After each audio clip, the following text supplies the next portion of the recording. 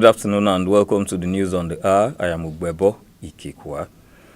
Former Anambra State Governor and the Labour Party's presidential candidate in the 2023 election, Mr. Peter Obi, has criticized the poor working conditions of teachers in Nigeria, calling on government to prioritize their welfare.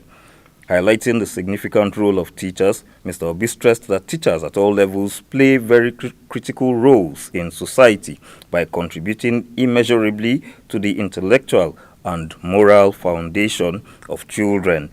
He called on government to prioritize the welfare of teachers and improve their working conditions. The chairman and chief executive officer of Providence Television International, Dr. Emmanuel Aara, has called on religious leaders to be wary of their pronouncements in order not to mislead their followers. Dr. Aara made the assertion during an exclusive interview session on the program Morning Drive on Providence Television International in reaction to a controversial statement by a renowned clergyman. He noted that the congregation of any Christian religious body views statements from their general overseers as a final statement of authority on their religious beliefs. Hence, caution should be applied by clergymen so as not to deviate from the actual teachings of the Christian faith. Dr. Aara decried the flamboyant lifestyle of most clergymen, noting that churches are meant to be welfarist in nature and not exploitative of its followers. I think God is working out something. Yes. If you don't know it, I'll tell you. God is working out something to expose those people who are not saying things in consonance with the will of God. In consonance. And I've often said it. I've told a lot of my friends, some of them are professors, and they agree with me absolutely.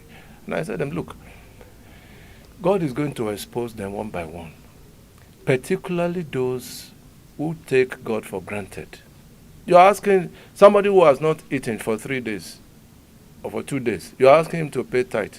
And you are telling the same person, oh, if you don't pay tithe, you are not going to heaven. I mean, what kind of hypocrisy is that? And yet, let me tell you this. One day we are going to have a program on this. Because it pains me to my marrow. The church in Nigeria should be a welfarist church. A welfarist church. And what do I mean by that? You must take. The media guru urged clergymen to desist from preaching materialism, stressing that the essence of a spiritual bond with God should not be derailed by unorthodox postulations. The former minority whip in the House of Representatives and a leading member of the All Progressive Congress in Edo State, Right Honorable Dr. Samson Edo, has congratulated the APC flag bearer, Senator Monday Okpebholo, on his emergence as the winner of the recently concluded governorship election in the state. Honorable Samson Edo expressed profound joy for Okpebholo's victory, noting that it is a golden opportunity for the governor-elect and his deputy, Right Honorable Dennis Idahosa, to bring prosperity and meaningful development to the people of Edo State.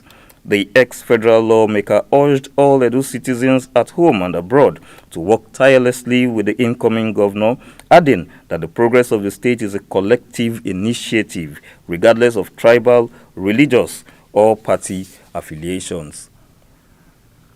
Buildings and other property were shattered in the early hours of this morning as explosives suspected to be dynamite shattered the secretariat of the All Progressive Congress along Aba Road in Port Harcourt, Rivers State Capital. The explosion brought down the gates of the secretariat, while doors, windows, and other property were destroyed. This is the second time the Chief Tony Okocha-led APC will be experiencing such an attack at his secretariat this year.